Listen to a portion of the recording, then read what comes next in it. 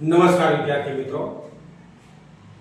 મિત્રો આજે સ્ક્રીન પર જોઈને જ તમને ખ્યાલ આવી ગયો હશે કે આજે શાના માટેની માહિતી આપવા જઈ રહ્યા છીએ.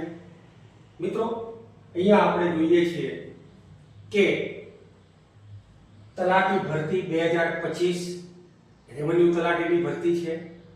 એના વિશેનો આજે આપણે સરસ મજાની ચર્ચા કરવાની છે. મિત્રો એ પહેલા ભારત સરકાર જે છે એ ભારતમાં લોકશાહી શાસન વ્યવસ્થાના 3 સ્તરો અને એ 3 સ્તરોમાં મિત્રો કેન્દ્ર કક્ષાએ કેન્દ્ર સરકાર, રાજ્ય કક્ષાએ રાજ્ય સરકાર અને સ્થાનિક કક્ષાએ જે સરકારો છે સ્થાનિક સરકારો, એમાં ગ્રામ કક્ષાએ ગ્રામ પંચાયત, તાલુકા કક્ષાએ તાલુકા પંચાયત, જિલ્લા કક્ષાએ જિલ્લા પંચાયત, નગરપાલિકા અને મહાનગરપાલિકા. મિત્રો એમાં સૌથી તળિયામાં ગ્રામ કક્ષાએ ગ્રામ પંચાયત આપણે જોઈએ છે. એમાં એક ચૂંટાયેલા વડા તરીકે સરપંચ કાર્ય કરે છે. ગામના સભ્યો એ ગામના વડાની ચૂંટણી કરે છે અને એમાંથી એક સભ્યની નિમણૂક થાય છે સરપંચ તરીકે. અને ત્યારબાદ એક વહીવટી વડાની જે નિમણૂક સરકાર તરફથી કરવામાં આવે છે, જે ગામના મોટામાં મોટા અધિકારી કહી શકીએ આપણે એવા રેવન્યુ તલાટી, મહેસૂલી તલાટી, એના માટેની આ એક પોસ્ટ છે મિત્રો.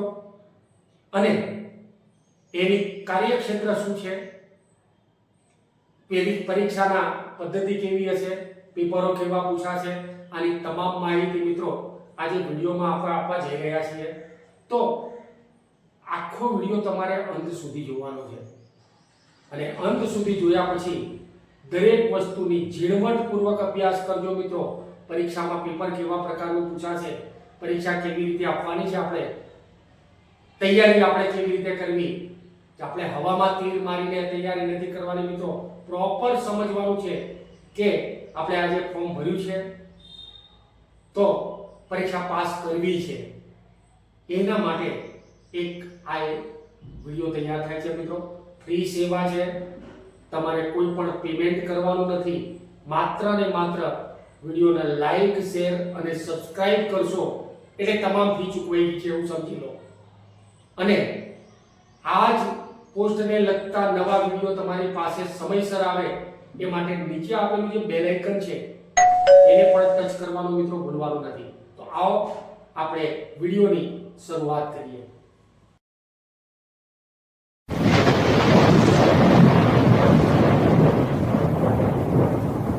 મિત્રો મહેસૂલી તલાટી અથવા રેવન્યુ તલાટી એનું કાર્યક્ષેત્ર ગ્રામીણ ક્ષેત્રે ખાસ કરીને ખેડૂતો અને ગ્રામીણ નાગરિકો સાથે છે મિત્રો. હવે એને સર્વાંગી બાબતોનું જ્યારે જ્ઞાન ધરાવતો હશે તો ગ્રામજનો સાથે અથવા તો બધાની સાથે એ સારી રીતે લીડ કરી શકશે, સારી રીતે પોતાની કામગીરી કરી શકશે, પોતાનું દફતર સારી રીતે સાચવી શકશે મિત્રો. તો એના માટે એને કેવો છે, એની ક્ષમતા કેવી છે અને એની ક્ષમતાને જાણવા માટે જે પરીક્ષા લેવાય છે મિત્રો, એ પરીક્ષા તબક્કાવાર કેવી રીતે લેવાય છે એની આપણે ચર્ચા કરીએ. તલાટી ભરતી 2025 મહેસૂલી તલાટી ભરતી માટે કેવી રહેશે પરીક્ષા પદ્ધતિ અને અભ્યાસક્રમ. હવે અહીંયા આપણે જોઈએ કે ગુજરાત ગૌણ સેવા પસંદગી મંડળ દ્વારા રાજ્યના વિવિધ જિલ્લાઓમાં મહેસૂલ તલાટીની કુલ 2389 જગ્યાઓ ભરવાની છે. આ આંકડો નાનો સૂનો નથી મિત્રો. હા, એ પણ શક્ય છે કે હજારો વિદ્યાર્થીઓ તમારા સ્પર્ધકો છે અને એની વચ્ચેથી તમારે આ આંકડાએ પહોંચવાનું છે. આટલામાં તમારો સમાવેશ થવો જોઈએ અને એ કરવા માટે તમને આ વિડિયો ઉપયોગી થશે. તમારે આ વિડિયોનો અંત સુધી અભ્યાસ કરશો મિત્રો, ચીવટથી અભ્યાસ કરશો. તમે હવામાં તીર નહીં મારો, સચોટ જગ્યાએ સટીક તીર મારશો મિત્રો, તો આ પરીક્ષાને તમે ક્રેક કરી શકશો. હવે એનું માળખું કેવું હોય છે, એનું સિલેબસ કેવું હોય છે એની આપણે ચર્ચા કરીએ છીએ. જગ્યાઓ માટે ભરતી બહાર પડી છે. 12મી તારીખે છેલ્લે એના ફોર્મ પણ ભરાઈ ગયા છે મિત્રો અને આ પરીક્ષાનું હવે આગામી સમયમાં આયોજન થશે મિત્રો. હવે પરીક્ષાના એક તબક્કામાં હેતુલક્ષી MCQs મલ્ટિપલ ચોઇસ ક્વેશ્ચન પૂછાય છે તમને, એટલે કે એમસીક્યુઝ પ્રકારના પ્રશ્નો હોય છે, વૈકલ્પિક પ્રકારના, જે કદાચ કોમ્પ્યુટરથી પણ લેવાય, એટલે કે કોમ્પ્યુટર બેઝડ હોય, અથવા તો OMR શીટ ઉપર તમારે રાઉન્ડ કરીને જવાબો લખવાના હોય છે. તો આ પદ્ધતિથી લેવામાં આવે હજુ નક્કી નથી, પણ આ બે પ્રકારની પદ્ધતિથી તમારા વૈકલ્પિક પ્રશ્નો લેવામાં આવશે મિત્રો. હવે અહીંયા આ પરીક્ષા પ્રિલિમિનરી પરીક્ષા તરીકે ઓળખાશે, અને ત્યાર પછી બીજી પરીક્ષા જે લેવાય તે મુખ્ય પરીક્ષા હશે. બે તબક્કામાં પરીક્ષા લેવાશે. પ્રશ્નપત્રનું લેવલ જે છે ને મિત્રો, એ તમારી શૈક્ષણિક લાયકાતને સમકક્ષ હશે. હવે શૈક્ષણિક લાયકાતને સમકક્ષ એટલે આપણે જૂના જે તલાટીની ભરતી થયેલી છે અત્યાર સુધીમાં, એ ધોરણ 12 ના વિદ્યાર્થીઓ 12 પાસ અથવા તો એને સમકક્ષ પરીક્ષા જેને પાસ કરી હોય એવા વિદ્યાર્થીઓ એ પરીક્ષા આપી શકતા. હવે મિત્રો કોઈ પણ શાખાની અંદર એને સ્નાતકની ડિગ્રી મેળવી હોય, એટલે કે ગ્રેજ્યુએશન પૂરું કર્યું હોય કોઈ પણ શાખામાં, અથવા એને સમકક્ષ કોઈ પણ ડિગ્રી ધરાવતા હોય એવા વિદ્યાર્થીઓ આ ફોર્મ ભરી શકશે મિત્રો. એટલે હવે એક સ્ટેપ ઉપરની તૈયારી કરવાની છે. તમારો કોર્સ જે હશે એ તમારી શૈક્ષણિક લાયકાત, એટલે કે અનુસ્નાતકનો વિદ્યાર્થી જે લખી શકે એના માઇન્ડને ધ્યાનમાં રાખીને, એની ક્ષમતાને ધ્યાનમાં રાખીને આ પરીક્ષાનું માળખું બનાવેલું છે. એટલે તમારે છેક કેજી થી તમે ભણ્યા છો ત્યાંથી સ્નાતક સુધી જેટલી પણ પરીક્ષાઓ આપી છે મિત્રો, તે તમામ પરીક્ષાઓનું હવે તમારે વિશ્લેષણ કરવાનું છે, પુનરાવર્તન કરવાનું છે. બધા જ વિષયો અંદર આવરી લેવાશે. તમે જોશો, તમે જ્યારે માળખું જોશો ને ત્યારે તમને એવું લાગશે મિત્રો કે આ તો અમે ભણી ચૂક્યા છીએ, પણ ભણી ચૂક્યા છે તમારી કક્ષા પ્રમાણેનું હશે. એટલે હજારો વિદ્યાર્થીઓમાંથી તમારે પાસ કરવાની છે મિત્રો. હવે અહીંયા આપણે જોઈએ કે પ્રાથમિક પરીક્ષા તથા મુખ્ય પરીક્ષા માટે ઉમેદવારે આપેલી પરીક્ષામાંથી ગુણનું લઘુત્તમ લાયકી ધોરણ પ્રશ્નપત્રની 40% રાખવામાં આવ્યું છે. હવે 40% એટલે 100 માર્કનું પેપર હોય તો તમારે 40 માર્ક લાવવાના છે. ગુજરાતી અંગ્રેજીનું પેપર 100 માર્કનું છે. વૈકલ્પિક પ્રશ્નોનું પેપર 200 માર્કની આપણે આગળ જોઈશું, એમાંથી 80 માર્ક લાવવાના છે. અને સામાન્ય જ્ઞાનનું જે પેપર છે 150 માર્કનું છે, જેમાંથી 60 માર્ક લાવવાના છે. તો એ રીતે 40% માર્ક ગુણ નથી, આ 40% 140% લાવવાના છે. તમારા જેટલા માર્ક છે એને 40% માં રૂપાંતરિત કરી નાખશો, એટલા માર્ક્સ તમે મેળવો છો ત્યારે તમે આ પરીક્ષા પાસ કરી એવું કહી શકો. એનાથી વધારે જેટલા માર્ક મેળવો, એનાથી વધારે જેટલા પણ માર્ક્સ મેળવશો તો તમે મેરિટની અંદર એટલા આગળ હશો મિત્રો. આપણે ધારી લઈએ કે આપણે સૌથી ટોચ પર હોય, આવું આપણે કલ્પના કરવાની છે અને એ દિશામાં પગલા ભરવાના છે. એ દિશામાં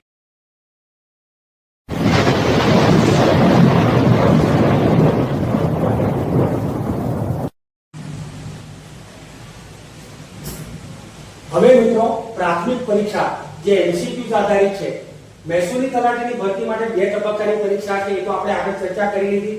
હવે જેમાં પ્રથમ તબક્કામાં 3 કલાકનું પેપર હશે, અને એ 3 કલાકનું પેપર એ 200 માર્કનું પેપર લખવાનું રહેશે. જે 200 માર્ક વિષય પ્રમાણે આપણે એક પુસ્તકમાં વિભાજિત કરેલા છે.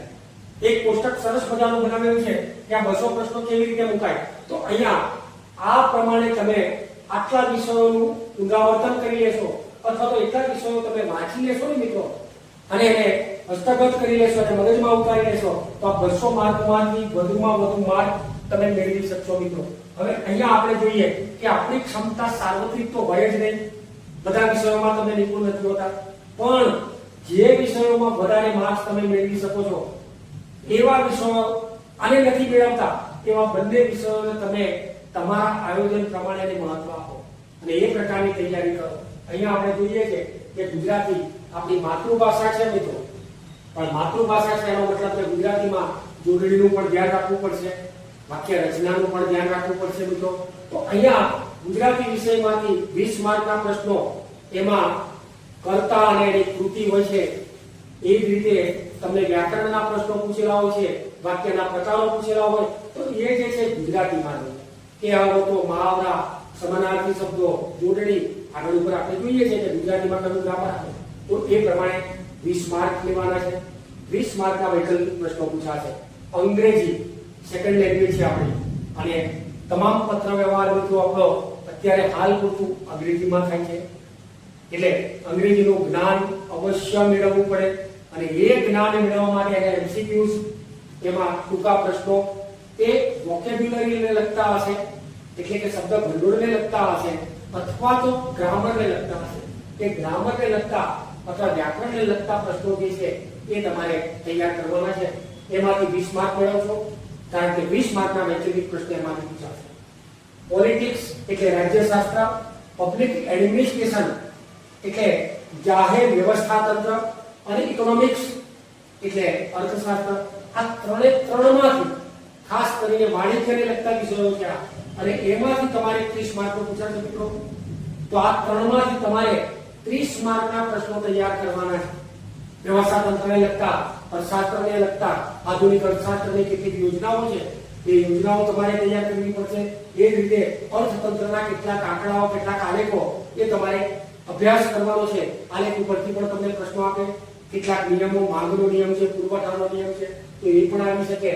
પબ્લિક એડમિનિસ્ટ્રેશન એમાં પણ આવે. પોલિટિક્સને લગતા પણ પ્રશ્નો પૂછાય, 30 માર્ક એના વૈકલ્પિક પ્રશ્નો હશે.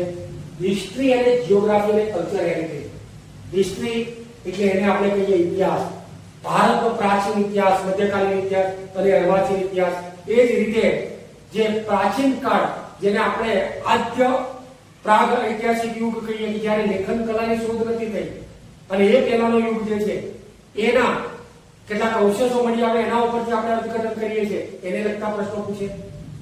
એ જ રીતે જીઓગ્રાફી, ગુજરાતનું ભૂગોળ અને ભારતના ભૂગોળ વિશેના એના ભૂપૃષ્ઠની રચના, એનું કૃષિ, એનું વન્યજીવન, એના જંગલો, એની સરહદો, સીમાઓ, આ તમામ ભૂગોળને લગતા પ્રશ્નો છે. કલ્ચર હેરિટેજ આપણી સંસ્કૃતિ, આપણા મૂલ્યો, ટેવો, આપણી પરંપરાઓ, આપણી રૂઢિઓ, એને લગતા પ્રશ્નો એ આ ત્રણેયમાંથી તમને ઇતિહાસમાંથી એટલે સામાજિક વિજ્ઞાનમાંથી 30 પ્રશ્નો પૂછાશે મિત્રો.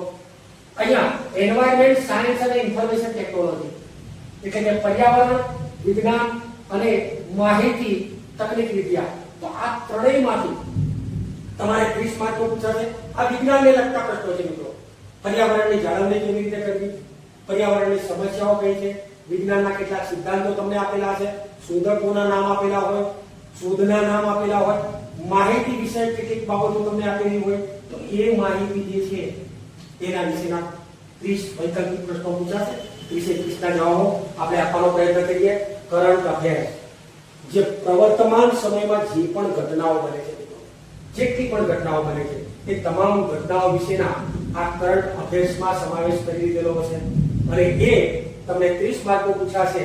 મેથ્સ અને રીઝનિંગ, મેથ્સ અને રીઝનિંગના 40 માર્કના પ્રશ્નો હશે મિત્રો. અહીંયા આપણે એક વસ્તુની યાદ દેવડાવીએ કે સૌપ્રથમ અંગ્રેજી એના ગ્રામરને લગતા આપણા કેટલાક વિડિયો છે મિત્રો, ઇન્ટેલિજન્સ ગ્રુપ દ્વારા તૈયાર થયેલા, જે જાત મહેનત જિંદાબાદ ચેનલ હેઠળ. તો એ અંગ્રેજીના ગ્રામરના મુદ્દાઓ અથવા તો વિડિયો તમારે એકવાર ધ્યાનપૂર્વક જોવાના. બીજા નંબરે મેથ્સ અને રીઝનિંગને લગતા કેટલાક પ્રશ્નો, કેટલાક સોલ્યુશનો એમાં શોર્ટ સ્વરૂપે આપણે કરેલા છે અથવા વિડિયો સ્વરૂપે, ગણિતના પાયાના જ્ઞાન સ્વરૂપે. તો એ બેઝિકલી માહિતી તમે મેળવી લેશો મિત્રો, તો જેના કારણે તમને આના સોલ્વ, આ સમ જે છે અથવા તેના કોયડાઓ છે એ ઉકેલવામાં સરળતા રહેશે. તો એવા વિકલ્પો અથવા તો એવા વિડિયો જે છે મિત્રો એને તમને ડિસ્ક્રિપ્શન લિંકમાં મૂકેલા છે, એને તમારે એકવાર ધ્યાનપૂર્વક જોઈ લેવાના, જેના કારણે તમે સરળતાથી અને ઝડપથી ગણી શકો મિત્રો. આપણે આવી પરીક્ષાઓમાં, આવી સ્પર્ધાત્મક પરીક્ષાઓમાં બે બાબત યાદ રાખશું, એક ઝડપ અને એક ચોકસાઈ. ઝડપ 3 કલાકમાં પેપર પૂરું કરવાનું છે અને 200 માર્ક ગૂંચવાડો ના થાય એટલે ચોકસાઈ પૂર્વક આપણે પૂરા કરવાના છે મિત્રો. તો એ રીતે રીઝનિંગ અને મેથ્સ હશે. તો આવા કુલ 200 પ્રશ્નો છે અને 200 પ્રશ્નો વૈકલ્પિક સ્વરૂપે પૂછાશે.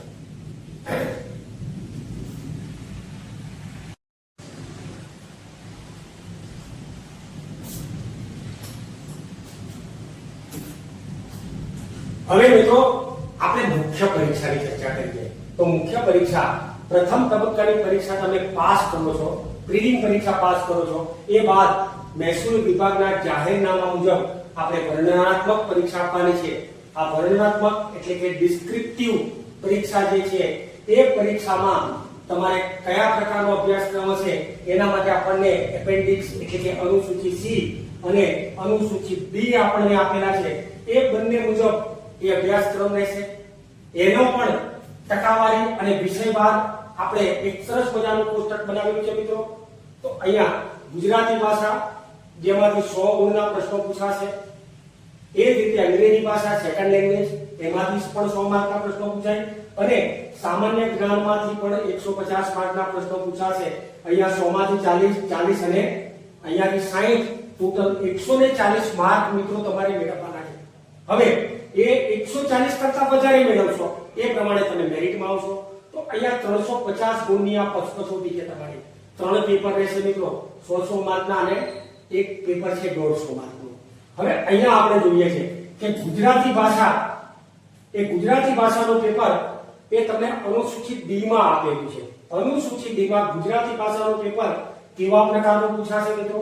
તો ગુજરાતી ભાષામાં સૌપ્રથમ 3 પૈકી કોઈ એક નિબંધ લખવાનો છે. 3 પૈકી કોઈ એક નિબંધ, અને એ નિબંધ આશરે 200 શબ્દોમાં. મિત્રો જ્યારે પણ તમે નિબંધ લખતા હો, તમે કોઈ પણ લખાણ કરો ફૂલ સ્કેપ કાગળમાં, ત્યારે એક લાઈનમાં તમે 6 થી 7 શબ્દો લખી શકો છો.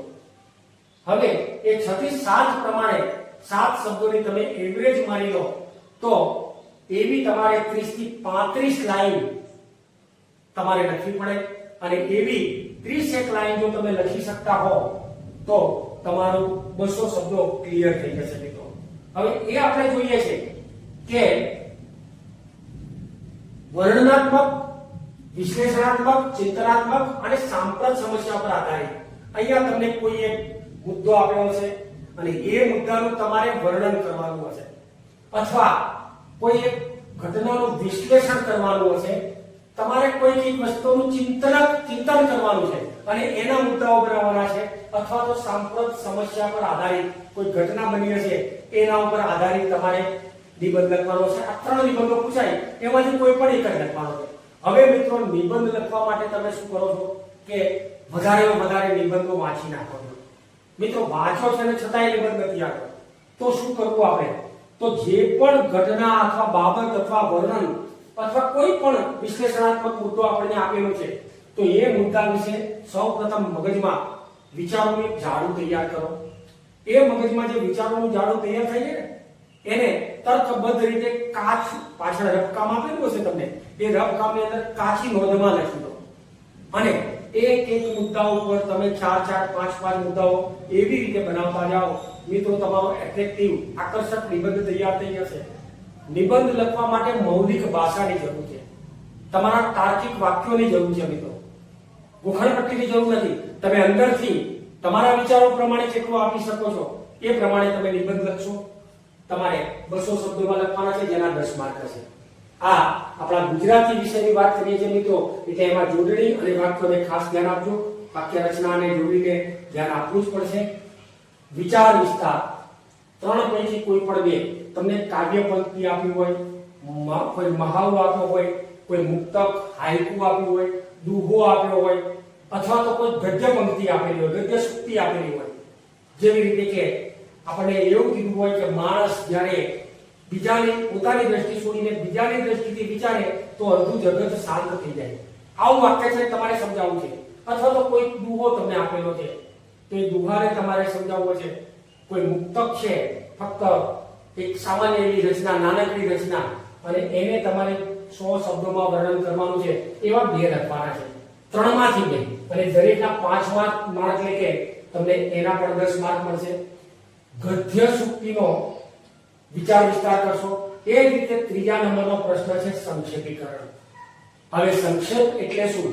તો જે પણ પેરેગ્રાફ તમને આપ્યો હોય, આપણા પ્રખ્યાત સાહિત્યકારો અને એમના જે નવલકથાઓ છે અથવા તો એમના જે લેખો છે, એમના આર્ટિકલ્સ છે, એમાંથી તમને એક પેરેગ્રાફ, સરસ મજાનો પેરેગ્રાફ આપ્યો હશે અને એ પેરેગ્રાફ જે છે એનું તમારે 1/3 એક તૃતીયાંશ ભાગમાં તમારે એનું વર્ણન કરવાનું છે. એક તૃતીયાંશ ભાગમાં કાપીને લખવાનું છે. એટલે આવી બાબતો જ્યારે આવે છે ત્યારે તમે શું કરો છો તો એની અંદરથી વધારાના વાક્યો અથવા તો વાક્યમાં કેટલાક વધારાના સંયોજકો, 2-4 વાક્યો આપ્યા હોય તો એને કમ્બાઈન્ડ વાક્ય બનાવી દો, એને સંયોજનાત્મક વાક્ય બનાવો, અથવા તો ઉદાહરણો અને મહાવરા જે પણ કંઈક આપેલું છે વધારાની વસ્તુઓ એને તમે દૂર કરી નાખો તો એક સરસ મજાનો એટ્રેક્ટિવ નાનો એવો પેરેગ્રાફ થઈ જશે. કારણ કે આખા પેરેગ્રાફનું તમારે ટૂંકમાં જ્યારે માહિતી રજૂ કરવી હોય ત્યારે આ કૌશલ્ય કામ લાગે છે. તો એ સંક્ષેપીકરણ એ પણ તમારે 10 માર્કનો આવશે. ગદ્ય સમીક્ષા, કોઈ ગદ્ય ખંડ તમને આપેલો હશે, કોઈ પેરેગ્રાફ આપેલો હોય અને એ પેરેગ્રાફમાંથી 5 પ્રશ્નો આપ્યા હશે મિત્રો. હવે પેરેગ્રાફને વાંચીને જ પ્રશ્નો લખવાના છે, વિષય બહાર તો તમારે જવાનું નથી. એટલે એ પ્રશ્નોના માર્ક તો તમને વધુમાં વધુ મળી જ રહે. થોડીક વિચારસરણી આપણે લેવી પડે અને ગુજરાતી ભાષા છે એટલે તો આપણે સરસ રીતે વિચારીને એ પ્રશ્નોના જવાબ આપી શકીએ મિત્રો. તો અહીંયા ગદ્ય સમીક્ષા એટલે કે ગદ્યખંડના આધારે પ્રશ્નો લખવા, એના 5 માર્ક છે. ત્યાર પછી પ્રચાર માધ્યમો માટે નિવેદનો તૈયાર કરવા. કોઈ પણ પ્રચાર પ્રસારના માધ્યમો છે, પત્રો, પરિપત્રો, પત્રિકાઓ, સામયિકો, એની અંદર જ્યારે તમારે કોઈ નિવેદન આપવાનું છે તો એ નિવેદનો લખવા માટે પણ 200 શબ્દોમાં તમારે લખાણ કરવાનું છે અને એના પણ 10 માર્ક છે મિત્રો. ત્યારબાદ પત્ર લેખન. પત્ર લેખન તમે કોમર્શિયલ જ્યારે બીકોમ કર્યું હોય તો એમને સીસી નામનો કોમર્શિયલ કમ્યુનિકેશન નામનો વિષય આવે છે, અથવા તો સેક્રેટરીયલ પ્રેક્ટિસ નામનો વિષય આવે છે, જેમાં સંસ્થાગત પત્ર લેખન આપેલું હોય, અથવા કોઈ પણ પ્રકારના પત્રો હોય. પત્રોના પ્રકાર, કોઈને અભિનંદન આપતો પત્ર પણ હોઈ શકે, કોઈને શુભેચ્છા આપતો હોય, કોઈને વિનંતી કરતો કે ભાઈ મારી રજા મંજૂર કરજો, ફરિયાદ કરવા માટેનો પણ પત્ર હોઈ શકે. તો આવા પત્રો જે છે એ પત્રોમાં ચોક્કસ માળખું યાદ રાખવાનું છે મિત્રો. અને એ ચોક્કસ માળખું યાદ રાખીને તમારે બોડી ઓફ ધ લેટર જે છે, પત્રનું જે હાર્દ, એમાં સૌપ્રથમ તો એક લખનારનું સરનામું લખીએ છીએ આપણે, ત્યાર પછી મેળવનારનું સરનામું લખીએ છીએ, બાબત લખીએ છીએ આપણે, જે પણ પત્ર છે એની બાબત ટૂંકમાં તમે જણાવો. અને ત્યાર પછી તમે એનું સંબોધન કર્યા પછી જે લખો છો, જે મહત્વનો ફકરો છે એને આપણે બોડી ઓફ ધ લેટર કહીએ છીએ, જેને પત્રનું હાર્દ કહીએ છીએ. તો એ હાર્દ તમારું 100 વાક્યોમાં, 100 શબ્દોમાં વ્યવસ્થિત રીતે લખાયેલું હશે તો એના પર તમને 5 માર્ક મળશે. અને આ 5 માર્ક તો પેટીમાં પડી જાય મિત્રો, કારણ કે તમારે 100 શબ્દો તો સરનામા, નીચેનું ઉદ્બોધન છે, ઉપર સંબોધન છે, તારીખ લખશો, એનો વિષયાર્થ લખશો એટલે કે એની બાબત લખો. આટલામાંથી જ ઘણા બધા શબ્દો બની જશે મિત્રો. એટલે એનું હાર્દ, બોડી ઓફ ધ હાર્ટ ટૂંકું અને ટચ સરળ હશે તો તમારો પત્ર એકદમ એટ્રેક્ટિવ લાગશે અને એ પ્રમાણે પત્ર લખશો. ચર્ચા પત્ર, આશરે 200 શબ્દોમાં તમારે એક સંવાદ લખવાનો છે. એ સાંપ્રત સમસ્યા છે, કોઈ ઘટના છે, એમાં તમારો વ્યક્તિગત અભિપ્રાય, દાખલા તરીકે પર્યાવરણની જાળવણી કરવા માટે તમારા સૂચનો જણાવો.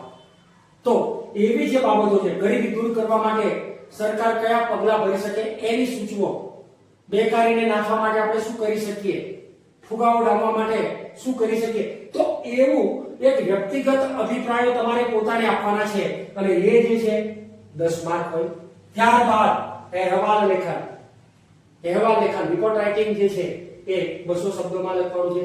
કોઈ પણ ઘટના બની છે એ ઘટનાનો તમારે અહેવાલ તૈયાર કરવાનો છે અને એના પણ 10 માર્ક. ભાષાંતર, મિત્રો તમારું અંગ્રેજી અને ગુજરાતી, અંગ્રેજીનું અને ગુજરાતીમાં એનું ટ્રાન્સલેશન કરવામાં તમારું કેટલું પ્રભુત્વ છે, તમે અંગ્રેજી ભાષા કેટલી જાણી શકો છો અને એને ગુજરાતીમાં કેટલી સમજી શકો છો. કારણ કે આપણે ગુજરાતી માધ્યમના વિદ્યાર્થીઓ હોય તો એને અને અંગ્રેજીને સાંકળવા માટે, બંનેના જ્ઞાનને કમ્બાઈન કરવા માટે અહીંયા તમને 10 વાક્યો આપેલા હશે અને એ 10 વાક્યોનું તમારે ગુજરાતીમાં ભાષાંતર કરવાનું છે. સારા અને સુવાચ્ય અક્ષરે એ ભાષાંતર કરીશું. ગુજરાતી વ્યાકરણ, હવે ગુજરાતી વ્યાકરણ એ 20 માર્કનું છે મિત્રો, એને નજરઅંદાજ ના કરી શકાય અને એમાંથી કેટલાક રૂઢિપ્રયોગો આપ્યા હશે, એનો અર્થ અને એનો તમારા વાક્યમાં પ્રયોગ, તમારા વાક્યમાં કોઈ પણ રૂઢિપ્રયોગ. તો આ રૂઢિપ્રયોગો જે છે અસંખ્ય રૂઢિપ્રયોગો છે. શક્ય બનશે તો આપણે એક લિસ્ટ તમને આપી દઈશું મિત્રો. એ લિસ્ટમાંથી જેટલા પણ રૂઢિપ્રયોગો યાદ રહે એને તમે યાદ રાખશો અને એનો વાક્યમાં પ્રયોગ તો તમારે તમારી જાતે વાક્ય બનાવવાનું છે અને એ વાક્ય આપણે બનાવી શકીએ. કહેવતોનો અર્થ અને વાક્ય પ્રયોગ. કહેવતો એ પણ અહીંયા આપણે જોઈએ કે આપણી ચેનલનું નામ છે જાત મહેનત જિંદાબાદ, self help is best help. અહીંયા જાત મહેનત જિંદાબાદ એ કહેવતનો અર્થ એ તમારે સ્પષ્ટ કરવાનો છે કે માણસે પોતાનું કાર્ય પોતે જ કરવું જોઈએ, એટલે કે પોતાનો વિકાસ, સ્વ વિકાસ કરવા માટે કોઈનો પણ સહારો લીધા સિવાય પોતાની જાતે પ્રયત્ન કરવો જોઈએ. એવી એક આપણે કહેવતનો અર્થ અને એનો વાક્યમાં પ્રયોગ એ આપણે કરી શકીએ. સમાસ વિગ્રહ, ઘણા બધા સમાસ આપેલા છે. દ્વિગુ સમાસ, દ્વંદ્વ સમાસ, કરણ, અધિકરણ, તત્પુરુષ સમાસ, આ બધા જ સમાસ એના પ્રકારો તમારે લેવાના છે. અને એ પ્રકારો એને વિગ્રહ કરીને તેની ઓળખ કોઈ પણ બે આપેલા છે એનો ઓળખ કરવાની છે. છંદ, આ છંદ જે છે એના બંધારણો એ પણ તમને બે આપેલા હશે અને એ છંદને તમારે માત્ર ઓળખવાના છે. તમને કોઈ વાક્ય આપ્યું હોય, કોઈ પંક્તિ આપેલી હોય તો એના ઉપરથી એ છંદ કયા પ્રકારનો છે એ તમારે ઓળખવાનો છે. અલંકાર, ઉત્પ્રેક્ષા અલંકાર છે, યમક અલંકાર છે, એ રીતે ઘણા બધા અલંકારો છે જે અલંકૃત કરવા માટે, ભાષાને શણગારવા માટે જે શબ્દો વપરાય છે, જે વાક્યો વપરાય છે એને આપણે અલંકાર કહીએ છીએ. તો એ પણ બે હશે, તમારે બે ઓળખવાના છે. શબ્દ સમૂહ, લાંબા લચક શબ્દ બોલવાને બદલે તમે એક શબ્દ બોલ્યો તો એને આપણે શબ્દ સમૂહ માટે એક શબ્દ કહીએ છીએ. આખો શબ્દ નથી બોલતા પણ એના માટે એક નાનકડો શબ્દ બોલીએ. ડરે નહીં તેવી વ્યક્તિ તેને આપણે કહીએ નીડર. ભણી ગણેલી વ્યક્તિ તેને આપણે કહીએ સાક્ષર અથવા તો શિક્ષિત. તો આ જે છે ને એ શબ્દ સમૂહ માટે એક શબ્દ છે. આવા કોઈ પણ બે આપ્યા હશે. એટલે ગુજરાતીનું જ્ઞાન અત્યાર સુધીમાં તમે જેટલું મેળવ્યું છે એમાંથી જ આવશે મિત્રો, બહારના તો આવવાના નથી. કારણ કે આપણી આજુબાજુની ભાષા, આપણી આજુબાજુની લોકબોલીમાં વપરાતા શબ્દો અને એવા શબ્દો ક્યાંક ક્યાંક આપણે સાંભળ્યા હોય અને આપણને યાદ રહી ગયા હોય. જોડણી શુદ્ધિ, અહીંયા ખાસ ધ્યાન રાખીશું કે જોડણી એમાં રસ્વઈ દીર્ઘઈ અને તમામ બાબતો, અડધા અક્ષર, આખા અક્ષરો જે છે એવા અક્ષરો પ્રમાણે તમારે જોડણી કરવાની છે. લેખન શુદ્ધિ, ભાષા શુદ્ધિ એના માટેના પણ બે હશે. એટલે કે કોઈ પણ એક વાક્ય આપ્યું હશે જેની અંદર કોઈ ખોટું વસ્તુ જે છે એને તમારે સુધારીને વાક્ય ફરીથી લખવાનું છે. તો એ રીતે સંધિ છોડો કે જોડો, પો વત્તા અન એટલે પવન. તો પો અને અન ભેગા કરો છો ત્યારે પવન થાય છે. તો એવી કેટલીક સંધિ જોડવાની છે. એને પણ લગતા બે પ્રશ્નો હશે. અને વાક્ય રચનાના અંગો, વાક્યના પ્રકાર, કર્તરી પ્રયોગ, કર્મણી પ્રયોગ, ભાવે પ્રયોગ. તો એ પ્રકારે વાક્યના પ્રયોગો આ ગુજરાતી વ્યાકરણમાં હશે મિત્રો. એની આપણે વ્યાકરણની વ્યવસ્થિત રીતે અભ્યાસ કરી લેવાનો છે. હવે લઈએ છે ઇંગ્લિશ લેંગ્વેજ. ઇંગ્લિશ લેંગ્વેજ ભાષા, અંગ્રેજી ભાષાને લગતું એક 100 માર્કનું પેપર છે મિત્રો. એમાં પણ ગુજરાતીની જેમ જ પ્રશ્નોનું ગોઠવણી કરેલી છે મિત્રો, થોડાક ફેરફારો સાથે. અહીંયા સૌ પ્રથમ તો essay writing in about 150 words, 150 શબ્દોની અંદર તમારે કોઈ પણ એક નિબંધ લખવાનો છે. એટલે કે ત્રણમાંથી ગમે તે એક નિબંધ. અહીંયા ડિસ્ક્રિપ્ટિવ એનાલિસ્ટિક હશે, એટલે કે ડિસ્ક્રિપ્ટિવ વર્ણનાત્મક જે પ્રશ્ન છે એ પૂછાય છે, ફિલોસોફિકલ પ્રશ્ન પૂછાય, કરંટ અફેર વિશેનો પૂછાય. તો આવી કોઈ ઘટના છે અને એ ઘટનાને લગતો કોઈ પણ એક નિબંધ તમારે લખવાનો છે અને એના તમને 10 માર્ક મળશે. એટલે કે ગુજરાતીમાં જે હતું એ જ પ્રમાણે એસે રાઇટિંગ. બીજા નંબરે છે લેટર રાઇટિંગ. લેટર રાઇટિંગ જે છે પત્ર લેખન. પત્ર લેખન આપણે જે માણસ ગુજરાતીમાં જોયું છે એ પ્રમાણે સીસીમાં કેટલાક પત્રો લખેલા હોય, કમર્શિયલ કમ્યુનિકેશનના પત્રો. તો એ પત્રો જે છે એનો અભ્યાસ કરીશું. સરનામા, બોડી ઓપરેટર આ બધું અંગ્રેજીમાં યાદ રાખીશું. એ પણ 150 વર્ષમાં લખવાનું છે અને એના પર આપણે 10 માર્ક મળશે. ત્યારબાદ ત્રીજા નંબરે જે છે એ રિપોર્ટ રાઇટિંગ. એક અબાઉટ 150 વર્ડ્સ, 150 શબ્દોમાં અહેવાલ લેખન. ભાષા આપણી નથી એટલે 50 શબ્દોનું બારડ તમારી પર ઘટાડી નાખજો મિત્રો.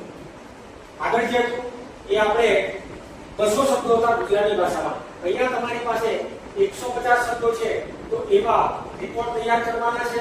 ઓફિશિયલ ફંક્શન એટલે કે કોઈ ઓફિસ કચેરી જે છે એ કાર્ય પ્રવૃત્તિ પર ઇવેન્ટ ઘટના, કોઈ ફિલ્ડથી એટલે કોઈ ક્ષેત્રની મુલાકાત લીધી છે ને સર્વે કર્યો છે એના. તો આ તમામ પ્રકારના જે રિપોર્ટ છે એ રિપોર્ટ તમારે તૈયાર કરવાના છે મિત્રો. ત્યારબાદ writing on visual information in about 150 words. એટલે કે તમને જે દ્રષ્ટિપાત થાય છે એ દ્રષ્ટિપાત થાય છે એવો એક ચિત્ર તમને આપેલું હોય અને એ ચિત્રનું તમારે વર્ણન કરવાનું છે.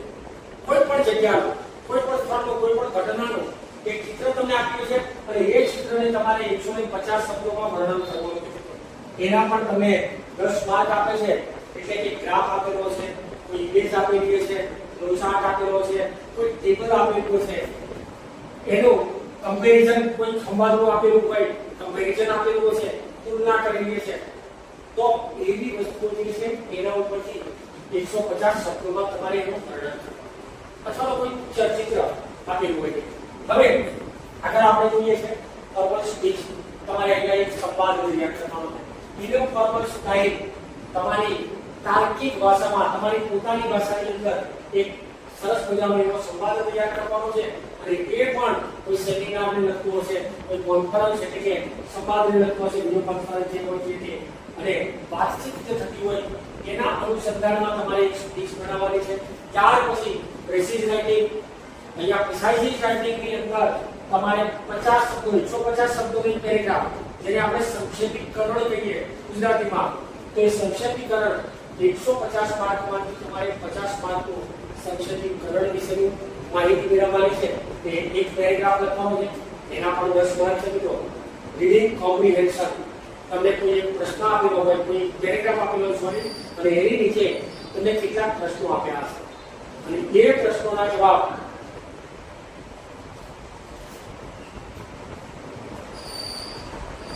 તમારે ટૂંકમાં તમારી એ પ્રશ્નોના જવાબ આપવાના છે. એવા 250 માર્કનો 250 શબ્દોની પેરેગ્રાફ હશે, એના પ્રશ્નો લખવાના છે. એવું પણ એક 10 માર્કમાં પૂછાશે. ત્યારબાદ English grammar 10 questions 10 marks is from the 20 following. નીચેના 20 પ્રશ્નો તમને આપ્યા છે ને એ દરેકના 2 માર્ક. હવે અહીંયા આપણે જોઈએ છે કે 10 પ્રશ્નના 2 માર્ક એટલે 20 માર્ક તમારા થઈ ગયા. એ તમારા કાળને લગતા, ટેન્સિસને લગતા હશે, વોઇસ એટલે કે એક્ટિવ વોઇસ અને પેસિવ વોઇસને લગતા હશે, નેરેશન એટલે કે તમારું પ્રત્યક્ષ અને પરોક્ષ સંવાદ છે એને લગતા હોય, ટ્રાન્સફોર્મેશન ઓફ સેન્ટેન્સીસ વાક્યનું પરિવર્તન એકવચનમાંથી બહુવચનમાં, જાતિ બદલો, એ જ રીતે તમે કાળ બદલો, ડિગ્રી બદલો, તો આ પ્રકારના વાક્યો તમારા હશે. એના ઉપરથી તમારે લખવાનું છે યુઝ ઓફ આર્ટિકલ્સ. તમારે ઉપપદો જે છે એ એન અને ધ નિશ્ચિત અને અનિશ્ચિત આર્ટિકલ એનું વર્ણન કરવાનું છે. પ્રીપોઝિશન્સ સ્થળ સૂચક શબ્દો, આપણે ઇન, ઓન, અંડર, નિયર વગેરે વગેરે જે છે એની ચર્ચા કરીશું. ફ્રેઝલ વર્બ્સ, આ સંયોજકો જે આ પ્રીપોઝિશન જે છે એ શબ્દની પાછળ વપરાય. આઉટ ઓફ, તો આઉટ ની પછી ઓફ શબ્દ વાપરો છે આપણે. એ જ રીતે ટેક ઓફ, ટેક ની પછી ઓફ વાપરો છે. આવા ફ્રેઝલ વર્બ્સ તમારે તૈયાર કરવાના છે. ત્યારબાદ ઇડિયમ્સ, એક્સપ્રેશન્સ, તમારે ખાસ પ્રકારના અક્ષરો તૈયાર કરવાના છે. સિનોનિમ્સ અને એન્ટોનિમ્સ એટલે કે સમાનાર્થી અને વિરોધી શબ્દો તૈયાર કરવાના. વર્ડ વર્ડ સબસ્ટિટ્યુશન એટલે કે શબ્દ સમૂહ માટે એક શબ્દ આખું વાક્ય હોય એનો એક શબ્દ લખવાનો છે. આ પ્રકારે જે છે એના તમને 20 માર્ક. મિત્રો તમને હમણાં જ કીધું કે આપણે ગ્રામર માટેના એટલે ઝડપથી થોડી ચર્ચા કરી છે કે ગ્રામર માટેના આવા દરેક પોઈન્ટ ઉપર આપણે અલગ અલગ વિડિયો બનાવ્યા છે. એ વિડિયોને એકવાર ધ્યાનપૂર્વક જોઈ લેજો તો આ તમામ માહિતી તમને મળી જશે. અને ટ્રાન્સલેશન, તમારે ગુજરાતી શબ્દો જે આપેલા છે, ગુજરાતી વાક્યો આપેલા છે, એમાં 10 વાક્યોનું અંગ્રેજીમાં ભાષાંતર કરવાનું, અંગ્રેજીમાં ટ્રાન્સલેશન કરવાનું છે. તો એના 10 માર્ક છે. આ પ્રકારે અંગ્રેજીનું પેપર 100 માર્કનું છે. હવે સામાન્ય જ્ઞાન ગુજરાતી કહીએ. હવે મિત્રો આપણી જ માતૃભાષામાં આપણે સામાન્ય જ્ઞાન એનો અભ્યાસ કરવાનો છે મિત્રો. તો એમાં ગુજરાતનો તથા ભારતનો ઇતિહાસ એને લગતા 15 માર્કના પ્રશ્નો હશે. વર્ણનાત્મક પ્રશ્નો, દાખલા તરીકે ભારતનું પ્રાચીન સાહિત્ય એનું વર્ણન કરો, માટી કલા વિશે વર્ણન કરો, ભારતની સંગીત કલા વિશે વર્ણન કરો, સ્થાપત્ય કલા કે ચિત્રકલાનું વર્ણન કરો. તો એ જે છે ગુજરાત અને ભારતનો, ગુજરાતની ગુફાઓ વિશે ચર્ચા કરો. તો આનું આખું એક વર્ણન કરવાનું છે. તમારે તમારા શબ્દોમાં લખવાનું છે. ઇતિહાસમાંથી તૈયાર કરેલી જે વસ્તુઓ છે તે સમાજશાસ્ત્રને લગતો મુદ્દો છે. સાંસ્કૃતિક વારસો, એમાં ગુજરાતને પ્રાધાન્ય. વડનગરનું કીર્તિ તોરણ એના વિશેનો એક આખો ઇતિહાસ લખો, અથવા તો સહસ્ત્રલિંગ તળાવ એના વિશેનો એક મુદ્દો તમને આપ્યો હશે, એને તમારે વર્ણન કરવાનું છે. તો એ જે છે એ 15 માર્ક. ત્યાર પછી ગુજરાત તથા દેશની ભૂગોળ, આ ભૂગોળને લગતા પ્રશ્નો પૂછાશે. ભારતનું ભૂપૃષ્ઠ અને ગુજરાતનું ભૂપૃષ્ઠ, એમાં પર્વતો, ઉચ્ચ પ્રદેશો, મેદાનો, ખીણો, રણો, ઘણી બધી વસ્તુઓ, નદીઓ, એના પરના બંધો, આ તમામ બાબતોનો ભૂગોળમાં સમાવેશ થાય છે મિત્રો. એ જ રીતે દેશની સરહદો, ભારતનો દરિયા કિનારે આવેલા બંદરો, આ તમામ બાબતોની ચર્ચા એ આપણે ભૂગોળમાં કરવાની છે. વિજ્ઞાન અને ટેકનોલોજી, તો વિજ્ઞાન અને ટેકનોલોજીમાં મિત્રો તમે જુઓ ત્યારે વિજ્ઞાનના કેટલાક પાયાના સિદ્ધાંતો, એની શોધખોળો હવે અત્યાર સુધી તમે જે વિજ્ઞાન ભણ્યા છો, તમે 10મા અને 12મા ધોરણની અંદર, ખાસ કરીને 10મામાં સાયન્સના વિદ્યાર્થીઓના પ્રશ્નો લગભગ બહુ ઓછા આવે, પણ સામાન્ય જે વિજ્ઞાન છે એને લગતા પ્રશ્નો અને ટેકનોલોજીને લગતા પ્રશ્નો તમને પૂછાશે મિત્રો. એનું તમારે વર્ણન કરવાનું હશે.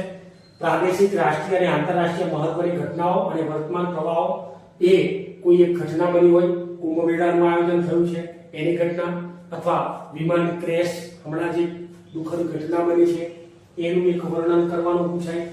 ભારતમાં કોઈ જગ્યાએ પૂર આવ્યું છે, કોઈ જગ્યાએ ભૂસ્ખલન થયું છે, તો એવી મહત્વની ઘટનાઓ જે રાષ્ટ્રીય, ત્યારબાદ ભારતની રાજ્ય વ્યવસ્થા અને બંધારણને લગતી એની કલમો, એના વિશેની કેટલીક માહિતી, એનો પણ તમારે અભ્યાસ કરી લેવાનો છે મિત્રો. ભારતીય અર્થતંત્ર અને આયોજન, ભારતમાં જે આર્થિક પડકારો છે, એ જ રીતે અર્થતંત્રના કેટલાક સિદ્ધાંતો છે, એના આલેખો, ચાર્ટો, એના મોડેલ્સ, એ તમારે યાદ રાખવાના છે. એના વિશેની તમારે સરસ મજાની શાબ્દિક ચર્ચા કરવાની છે, એના અંદર લખવાનું છે મિત્રો. ત્યારબાદ જાહેર વહીવટ અને શાસન પ્રશાસનને લગતી વિગતો કેટલીક આપેલી હોય, નગરપાલિકાની, મહાનગરપાલિકાના કાર્યો, એ જ રીતે કેટલાક મંત્રીઓના, રાષ્ટ્રપતિ પ્રમુખના, ઉપરાષ્ટ્ર પ્રમુખના, આ તમામના કાર્યો, સરકારી યોજનાઓ, એના વિશેની જાણકારી. તો આ તમામ બાબતો એ પણ વર્ણન કરવાનું છે તમારે. એમની લાયકાતો કેટલી હોય, એ જે તે કર્મચારી છે અથવા તો જે તે ચૂંટાયેલા સભ્યો છે, એમની લાયકાતો કેટલી હોય, તો એ પ્રમાણે પણ તમારે અહીંયા માહિતી આપવાની છે. જાહેર સેવામાં શિસ્ત અને નીતિવત્તા, જે એથિક્સ જેને કહીએ, એના વિશે પણ, શિસ્ત અને ડિસિપ્લિન બાબતે પણ જે મુદ્દો આવે એમાં 10 માર્કનું લખવાનું છે મિત્રો. તો અહીંયા આપણે જોઈએ છે કે આ તમામમાંથી તમારે 150 માર્ક્સ મેળવવાના છે. એનું વિભાજન 10 પ્રશ્નો, પ્રત્યેકનો 1 ગુણ, અને કુલ 10 માર્ક લાવવાના છે. 10 પ્રશ્નો, પ્રત્યેકના 2 ગુણ, અને કુલ 20 માર્ક. એટલે કે અહીંયા તમારે થોડું વધારે વર્ણન કરવાનું છે, તો એકાદ વાક્યમાં વર્ણન કરવાનું હોય. અહીંયા પ્રશ્ન નંબર 3 જે છે 30 પ્રશ્નો પૂછાશે અને 3 ગુણના, એટલે લગભગ તમારે 10 વાક્યોની અંદર સમજાવવાનું હોય, અને એના તમારે કુલ 90 માર્ક્સ લાવવાના છે. અને પ્રશ્ન 6 આપેલા હશે, એમાં પ્રત્યેકના 5 ગુણ છે, એ તમારે થોડા વિશાળ પાયે લખવાના છે. 100 થી 200 શબ્દોમાં એનું વર્ણન કરવાનું હોય, તો એવા 30 માર્ક્સ એમાંથી મેળવવાના છે. 5 જ પ્રશ્નો હશે, એકદમ ઈઝી હશે. આ બધામાંથી તમારે 150 માંથી 60 માર્ક મેળવવાના છે મિત્રો, 40% લેખે. તો એ રીતે ગુજરાત તથા ભારતનો ઇતિહાસ આ રીતે આપણે કરી શકીએ છીએ મિત્રો.